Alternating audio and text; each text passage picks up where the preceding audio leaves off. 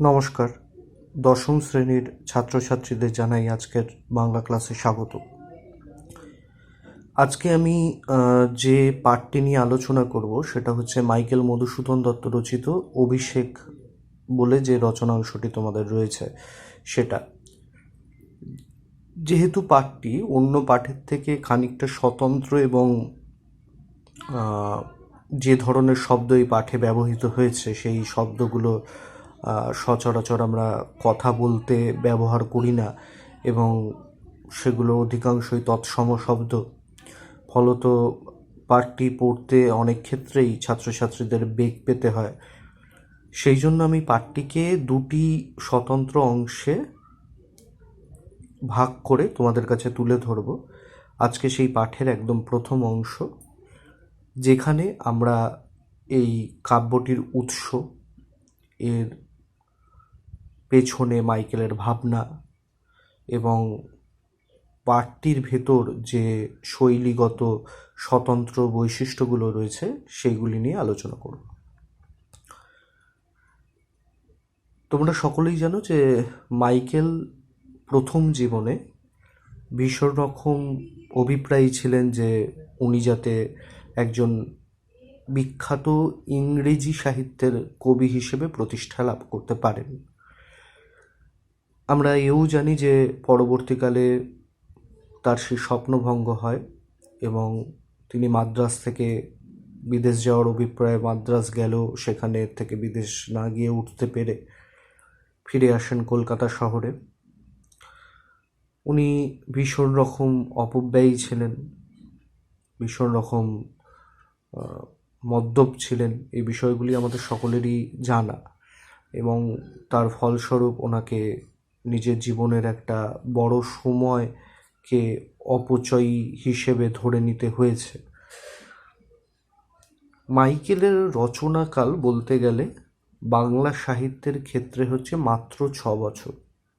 মাত্র 6 বছরে মাইকেল মধুসূদন দত্ত তার এই শ্রেষ্ঠ শ্রেষ্ঠ সাহিত্য সৃষ্টিগুলো করেছে, যা বাংলা সাহিত্যে আর কেউ করেনি।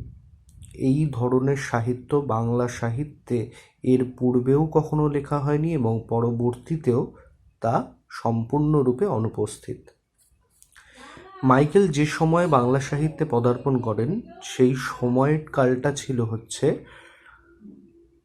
আখ্যান কাব্যের যুগ। রঙ্গলাল বন্দ্যোপাধ্যায় লিখছেন সেই সময়কালে, অন্যান্য কবিদের মধ্যে হেমচন্দ্র। মাইকেল যখন এলেন, মাইকেল প্রথমেই ওনার যে দীর্ঘদিনের বিদেশি সাহিত্য, ইতিহাস, পুরাণ পাঠের যে অভিজ্ঞতা, সেই অভিজ্ঞতা নিয়ে যখন উনি বাংলা সাহিত্যে পদার্পণ করলেন, তখন উনি দেখলেন যে বাংলা সাহিত্যের কতগুলো নির্দিষ্ট স্বতন্ত্র জায়গা আছে, সেই জায়গাগুলোকে কখনোই বিচ্ছিন্ন করে ফেলা যাবে না। সেইগুলোকে রেখেই ওনাকে নতুন আঙ্গিকে রচনা শৈলী তৈরি করতে হবে।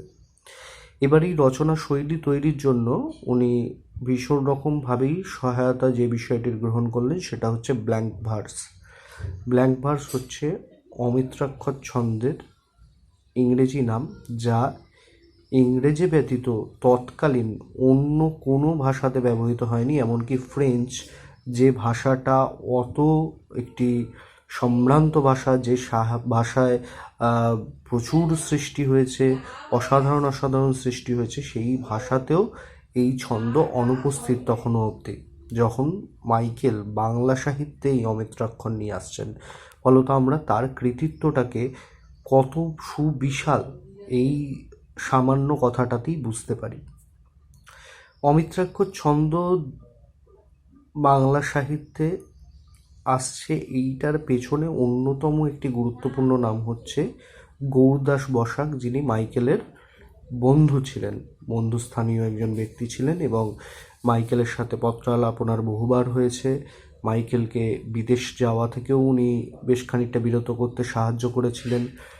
আমরা জানি যে মাইকেলের দ্য ক্যাপটিভ লেডি, সেটা গৌরদাস বসাকের দ্বারাই বেথুন সাহেব পাঠ করেছিলেন এবং বেথুন সাহেব বলেছিলেন লেখাটি অসাধারণ, কিন্তু তবুও এই লেখার সেই ক্ষমতা নেই যে এই লেখা কালোজয়ী হয়ে যেতে পারে। ফলত উনি যদি বাংলা সাহিত্য রচনা করেন সেক্ষেত্রে উনি একজন কালোজয়ী সাহিত্যিক হিসেবে বাংলা সাহিত্যের ইতিহাসে সর্বদা চিরস্থানীয় হয়ে থাকবেন। বেথুন সাহেবের এই কথা যে কতটা সঠিক সেটা আমরা পরবর্তীকালে তার রচনাগুলো দেখলে বুঝতে পারি, এবং ইতিহাসের পাতায় মাইকেল বাংলা সাহিত্যের প্রথম রেনেসাঁ নিয়ে আসেন। মাইকেলের এই যে অমিত্রাক্ষর ছন্দ, ব্ল্যাঙ্ক ভার্স যেটাকে আমরা বলছি, এই ব্ল্যাঙ্ক ভার্স একমাত্র নেই হচ্ছে যে কাব্যটিতে, সেটা হচ্ছে ব্রজাঙ্গনা কাব্য। ব্রজাঙ্গনা কাব্য বৈষ্ণব পদাবলীর ঢঙে রাধাকৃষ্ণের নানান লীলা নিয়ে রচিত হয়েছিল। সেই কাব্যটিতে পয়ার মূলত ব্যবহার হয়, ত্রিপদী পয়ার। সেইটা বাদ দিয়ে মাইকেলের অন্যান্য যে সকল কাব্য আমরা পাচ্ছি, সেটা শুরু হচ্ছে তিলোত্তমা সম্ভব, তৎপরবর্তীতে আমাদের এই পাঠ্য মেঘনাদ বধ, এবং তারও পরে বীরাঙ্গনা। সেই সকল কাব্যগুলোতেই আমরা এই ব্ল্যাঙ্ক ভার্সের প্রাদুর্ভাব দেখতে পাচ্ছি। এমনকি তার যে চতুর্দশপদী কবিতাবলী, যেটা সনেট হিসেবে রচিত হয়েছিল, সেই সনেটগুলিতেও আমরা এই অমিত্রাক্ষরের একটা বাঁধনি লক্ষ্য করি। ব্ল্যাঙ্ক ভার্স ছন্দের ক্ষেত্রে নিয়ম হচ্ছে যেখানে সামান্যতম চিহ্নও থাকবে, কমা হোক, দাড়ি হোক, সেমিকোলন হোক, ডট হোক, যাই থাকুক না কেন, সেইখানে আমাদের পাঠকালীন থামতে হবে, তবেই তার পূর্ণাঙ্গ অর্থ আমাদের কাছে প্রকাশিত হবে। কিন্তু মাইকেলের লেখা স্বতন্ত্রতার জায়গাটা হচ্ছে এটা যে পাঠক যদি চান এইটাকে পয়ার আকারেও পড়তে পারেন, অর্থাৎ প্রত্যেকটি পংক্তিকে পংক্তির সাথে পংক্তির মিল হিসেবে পড়তে পারেন, আবার ব্ল্যাঙ্ক ভার্সের ঢঙে, অমিত্রাক্ষরের ঢঙে পড়লেও এই সৌন্দর্যটা বজায় থাকে। ফলত বোঝা যাচ্ছে যে উনি এই যে রচনা শৈলী সেইটা নিয়ে কত ধরনের পরীক্ষা নিরীক্ষা করেছিলেন, তারপরে বিষয়টিতে উত্তীর্ণ হয়েছিলেন। তিলোত্তমা সম্ভব হচ্ছে ওনার সেই অর্থে বাংলা সাহিত্যে প্রথম কাব্য,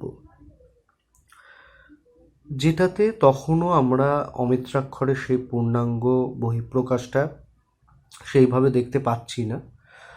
মেঘনাদ বধে যেটা সম্পূর্ণরূপে উপস্থিত, কিন্তু তবুও নানান গুণী সাহিত্যিকদের মতে, নানান সমালোচকদের মতে যে কাব্যটি নির্ভুল নয়। সেই অর্থে শ্রেষ্ঠতম অমিত্রাক্ষরের কীর্তি হিসেবে ধরতে গেলে বীরাঙ্গনা কাব্যকে ধরা হচ্ছে। যাই হোক, মেঘনাদ বধ একটি মহাকাব্য, যদিও মাইকেল এটাকে মহাকাব্য আকারে বলতে চাননি। উনি বলতে চেয়েছিলেন যে এটা এপিলিং। এপিলিং মানে হচ্ছে ক্ষুদ্র আকৃতির মহাকাব্য। যেহেতু এটা খুব বিশাল আকার নয়, এতে খুব বিশাল একটা সময় কালের কথা যে বলা হচ্ছে এরকম নয়। এই কাব্যটিতে কেবলমাত্র 2.5 দিনের ঘটনা বর্ণিত হয়েছে, সেই অর্থে 3 দিন এবং 2 রাত্রি তার বর্ণনা। সেই সময়কালটার ভেতরেই এই কাব্যের পরিধিটা সীমাবদ্ধ। এই কাব্যটির প্রথম যে সংস্করণ তা 2টি খণ্ডে বিভক্ত হয়ে প্রকাশিত হয়েছিল। প্রথম খণ্ডটি প্রথম স্বর্গ থেকে পঞ্চম স্বর্গ অবধি। এই অংশ বিশেষটি 1861 সালের জানুয়ারি মাসে প্রকাশিত হয়েছিল, এবং তারপর জুন মাসে 1861 জুন মাসে এর দ্বিতীয় খণ্ড ষষ্ঠ থেকে নবম স্বর্গ অবধি প্রকাশিত হয়েছিল। তার পরের বছর থেকে অখণ্ড আকারে 1962 সাল থেকে 1862 সাল থেকে মেঘনাদ বধ অখণ্ড রূপেই পাওয়া যায়। কাব্যটির নাম কিন্তু মেঘনাদ বধ নয়, মেঘনাদ বধ কাব্য। সম্পূর্ণরূপে কোথা থেকে গৃহীত হয়েছে এই প্রশ্ন যদি আসে, সেক্ষেত্রে লিখতে হবে মেঘনাদ বধ কাব্য। এইটাই কাব্যটির পূর্ণ নাম। এই কাব্যটিতে আমরা এই ছন্দের বাঁধনির সাথে সাথে দেখতে পাই ভাবনার স্বতন্ত্রতা, যা বাঙালি এর পূর্বে ভাবেনি। পুরাণের ভেতর যে কাহিনী আছে তাকে অন্যভাবে দেখে পাঠক মণ্ডলীর কাছে উপস্থিত করবার ভাবনাটা এই প্রথম।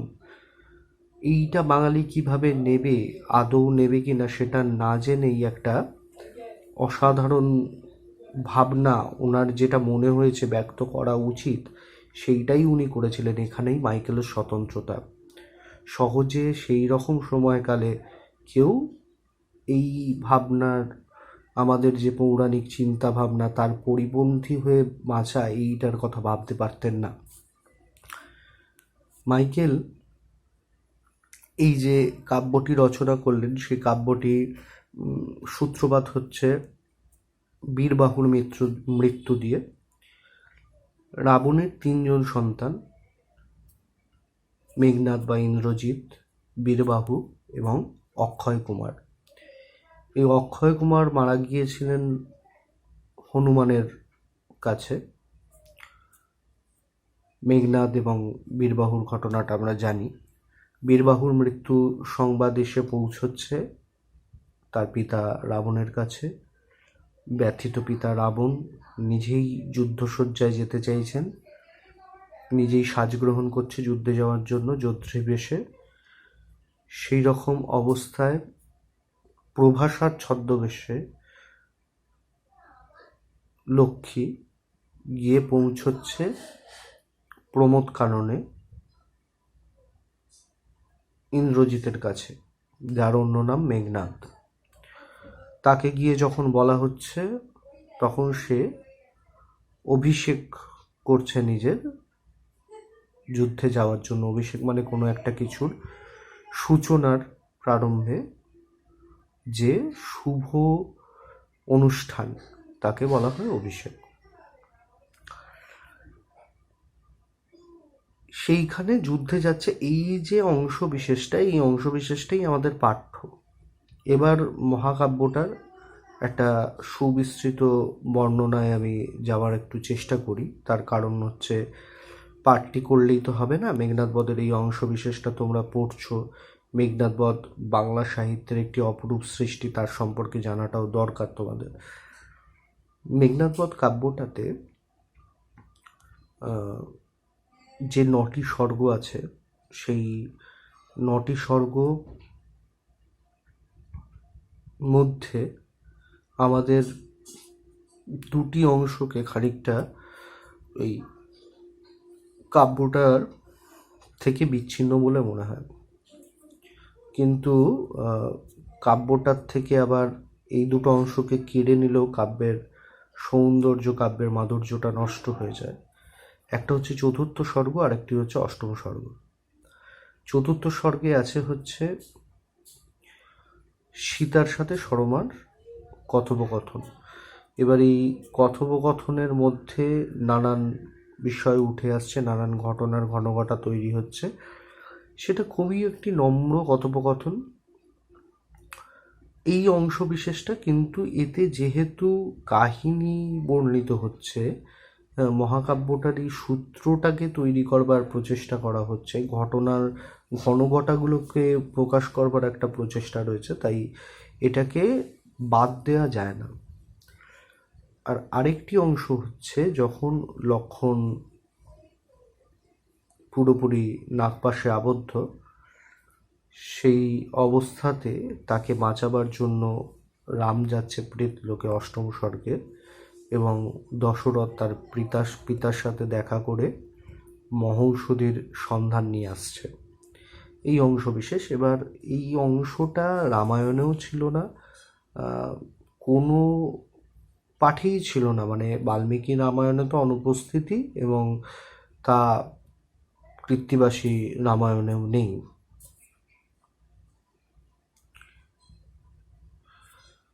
এই অংশটা একদমই কবির নিজের ভাবনা প্রসূত। এই অংশটা কবি গ্রহণ করছেন অসাধারণভাবে। এই অসাধারণ অংশটি কবি পাশ্চাত্য সাহিত্য থেকে গ্রহণ করবার প্রচেষ্টা করেছেন, ইনিড থেকে। এবার এই যে সম্পূর্ণ রচনাটা, এবার এই সম্পূর্ণ রচনাটার একটা অঙ্গাঙ্গিভাবে আমি বর্ণনা দিই। প্রথমে বীরবাহু মারা গেল। বীরবাহু মৃত্যুর পর রাবণ যুদ্ধবেশে প্রস্তুত হচ্ছে যুদ্ধে যাওয়ার জন্য। মেঘনাদ তাকে আটকিয়ে, মেঘনাদ গেল যুদ্ধে এবং মেঘনাদ মৃত হলো। সেইখানেই মেঘনাদ বধ, মানে মেঘনাদের স্ত্রী প্রমীলা তার সাথে সহমরণে যাচ্ছে। এইখানে কাব্য সমাপ্ত। এই 2.5 দিনের বর্ণনা, এই 2.5 দিনের বর্ণনাতেই আমাদের এই কাব্যটা সীমাবদ্ধ। এই যে অংশগুলি দ্বারা ভীষণ রকম অনুপ্রাণিত ছিলেন, বিদেশি সাহিত্য থেকে, বিদেশি পুরাণ থেকে উনি বহু জিনিস গ্রহণ করেছিলেন। সেই বহু জিনিসের মধ্যে আমি যেটা একটু আগে বললাম যে ইনিড এবং ডিভিনা কম্বোডিয়া, যেটা দান্তের একটা উল্লেখযোগ্য রচনা, ডিভিয়া কম্বোডিয়া, সেই রচনাংশটি থেকেও উনি বহু জিনিস গ্রহণ করেছেন, বহু ভাবনা ওনার এসছে ওখান থেকে, যেটা আমাদের ইতিহাসে, আমাদের পুরাণে স্বতন্ত্রভাবে কখনোই উপস্থিত ছিল না। এবার একটা উল্লেখযোগ্য কথায় আমাদের অনুপ্রবেশ করাটা ভীষণ রকম দরকার। সেটা হচ্ছে যে মাইকেলের এই যে রচনা, তৎকালীন সমাজ এই রচনাটাকে কিভাবে নিয়েছিল। তৎকালীন সমাজের কাছে অন্য কোনো রাস্তা ছিল না মাইকেলের মতন একজন মহাকবিকে গ্রহণ না করে তাকে তাচ্ছিল্য করবার। কারণ তখন বাংলা সাহিত্য এত সম্ভ্রান্ত ছিল না। তার যেই অপরূপ সৃষ্টি, তা বাঙালিকে বিমুগ্ধ করেছিল। স্বাভাবিক সেটাই। একজন এরকম কীর্তিশালী মানুষের কাছ থেকে আমরা এটাই স্বাভাবিকভাবে আশা করে থাকতে পারি যে তার সৃষ্টি সাদরে মানুষ গ্রহণ করবে। কিন্তু অনেকটা পরবর্তীকালের কথা, রবীন্দ্রনাথ এই বিষয়টিকে সঠিকভাবে নেননি। প্রথম জীবনে রবীন্দ্রনাথ মেঘনাদ বধ কাব্যের ভীষণ রকম বিরূপ সমালোচনা করেছিলেন।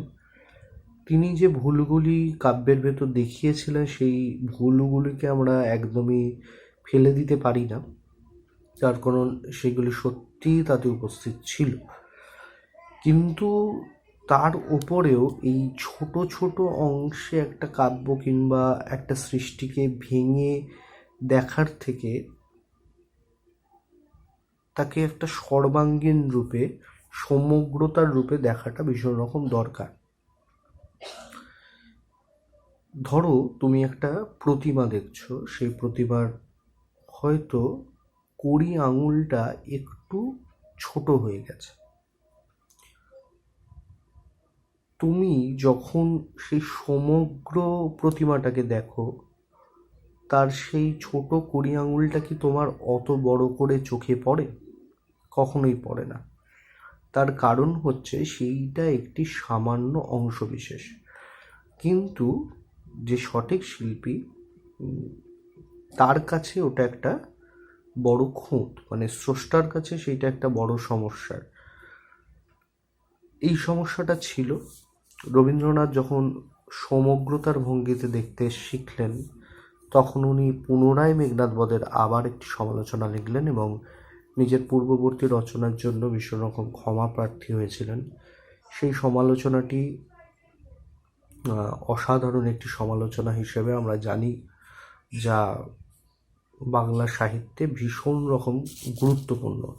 মাইকেলকে চেনা, মাইকেলকে জানার জন্য তার একটি অংশ বিশেষ আমি তোমাদের সামনে রাখছি, তোমরা একটু মনোযোগ সহকারে শোনো। কবি পয়ারের বেড়ি ভাঙিয়াছেন এবং রাম রাবণের সম্বন্ধে অনেক দিন হইতে আমাদের মনে যে একটা বাঁধাবাঁধি ভাব চলিয়া আসিয়াছে, স্পর্ধাপূর্বক তাহারও শাসন ভাঙিয়াছেন। এই কাব্যে রামলক্ষ্মণের চেয়ে রাবণ ইন্দ্রজিৎ বড় হইয়া উঠিয়াছে। যে ধর্মভীরুতা সর্বদাই কোনটা কতটুকু ভালো ও কতটুকু মন্দ তাহা কেবলই অতি সূক্ষ্মভাবে ওজন করিয়া চলে, তাহার ত্যাগ, দৈন্য, আত্মনিগ্রহ আধুনিক কবির হৃদয়কে আকর্ষণ করিতে পারে নাই। তিনি স্বতঃস্ফূর্ত শক্তির প্রচণ্ড লীলার মধ্যে আনন্দ বোধ করিয়াছেন। যে শক্তি অতি সাবধানে সমস্তই মানিয়া চলে, তাহাকে যেন মনে মনে অবজ্ঞা করিয়া, যে শক্তি স্পর্ধাভরে কিছুই মানিতে চায় না, বিদায়কালে কাব্যলক্ষ্মী নিজের মালাখানি তাহারই গলায় পরাইয়া দিল। এই অসাধারণ আমরা রবীন্দ্রনাথের যে সমালোচনার ভঙ্গি দেখতে পাই, তা যে একটি স্বতন্ত্র সাহিত্য হয়ে ওঠে, তা হচ্ছে তার প্রকাশভঙ্গিমার গুণে। সেই প্রকাশভঙ্গিমাটাই আমরা এখানে বিশেষত খুব লক্ষণীয়ভাবে দেখলাম, যে উনি কীভাবে মাইকেলের এই কাব্যের যে উল্লেখযোগ্য বৈশিষ্ট্যগুলো, যে পুরাণ থেকে এই কাহিনী স্বতন্ত্রভাবে গৃহীত হয়েছে, কিংবা এই কাব্যের যে প্রকাশভঙ্গি তা এর পূর্বে বাংলা সাহিত্যে অনুপস্থিত ছিল। কবি মাইকেলকে আধুনিক কবি হিসেবেও স্বীকৃতি দিয়ে দিলেন এই ছোট্ট একটি অংশবিশেষে। মাইকেল তার সমগ্র কাব্যজীবনের সর্বশ্রেষ্ঠ কীর্তি হিসেবে ধরা হয় এই মেঘনাদ বধ কাব্যকে। তার কারণ হচ্ছে এর লেখার গুণ, এর প্রকাশভঙ্গিমা, এর ছন্দের ব্যবহার, সমগ্রটা মিলিয়ে অসাধারণ একটি মহাকাব্য।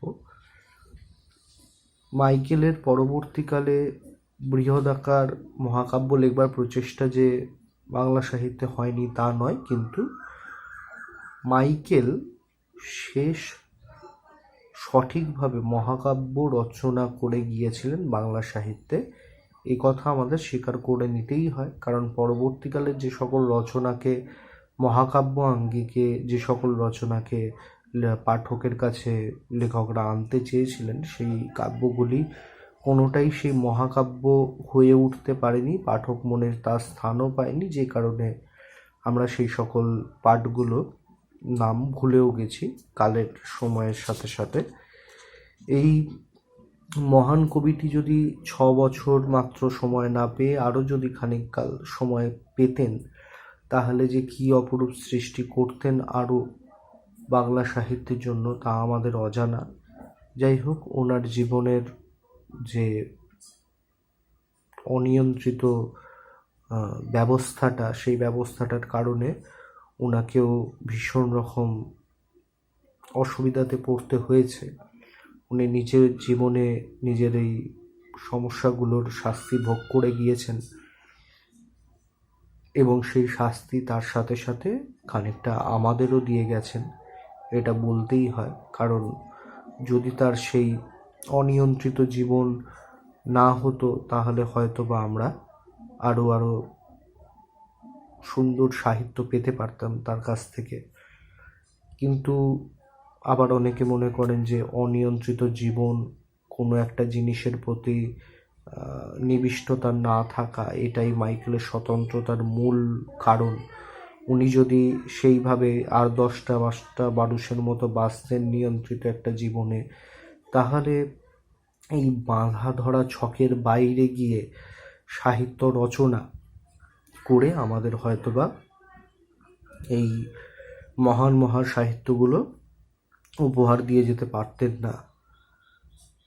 অবশ্যই এটা আলোচ্য বিষয়বস্তু, যে কি হতে পারতো কি হতে পারতো না। যা পেয়েছি তা অপরূপ, তা অমূল্য, তা অসাধারণ, এ কথা বলতেই হয়। পরবর্তীতে মেঘনাদ বধ কাব্যের এই অংশবিশেষ অভিষেকের পূর্ণাঙ্গ পাঠটি নিয়ে আবার ফিরে আসছি তোমাদের কাছে।